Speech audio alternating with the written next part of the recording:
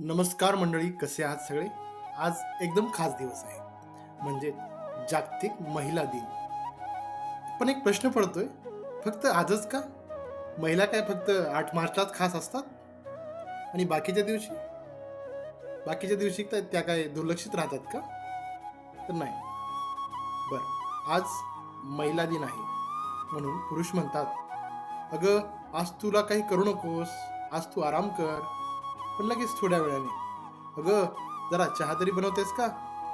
अजून आज डब्बा केलाय का नाही? अगं, तू माझं शर्ट कुठं आहे? तू माझं वॉलेट कुठं आहे?" बघा, बायकांचं आयुष्य म्हणजे 24/7 तुमच्यासाठी केवळ सेवेसाठी समर्पित असतं. तुम्ही कधी विचार केलाय का? आई म्हणजे काय? आपलं आयुष्य सुंदर करण्यासाठी तिने स्वतःचं किती काही बाजूला ठेवलंय, किती त्याग केलाय. बायको म्हणजे काय? नवऱ्याचं घर आपलं मानून ती त्याला समजून घेते, साथ देते.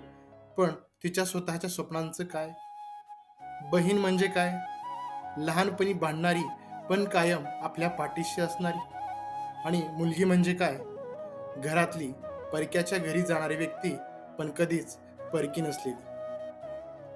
बाई कुठल्याही रूपात असो, ती घर सांभाळते, आपल्या सर्वांना सांभाळते, तिचं ऑफिस सांभाळते, जबाबदाऱ्या सांभाळते आणि तरीही हसत असते.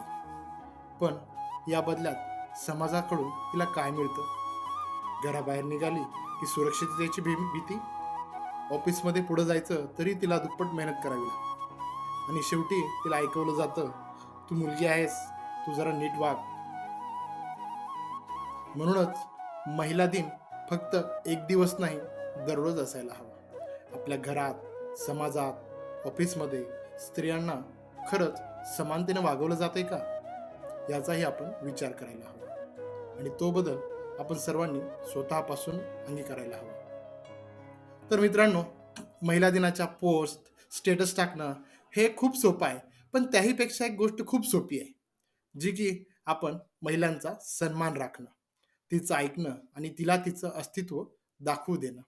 आणि हो, एक लक्षात ठेवा, बायकांनी जर ठरवलं, तर त्या चंद्रावरही जाऊ शकतात आणि नवऱ्याच्या खिशात किती पैसे आहेत, तेही शोधू शकतात. तर चला, स्त्रियांच्या कष्टाचं, प्रेमाचं खरं कौतुक करूया. मी आहे संकेत आणि तुम्ही पाहताय माझं चॅनल संकेत नळेगावकर. तर पुन्हा भेटूया अशाच एका बनाट व्हिडिओसह. तोपर्यंत स्त्रियांना सन्मान द्या, कारण त्यांच्याशिवाय आयुष्य अपूर्ण आहे. धन्यवाद.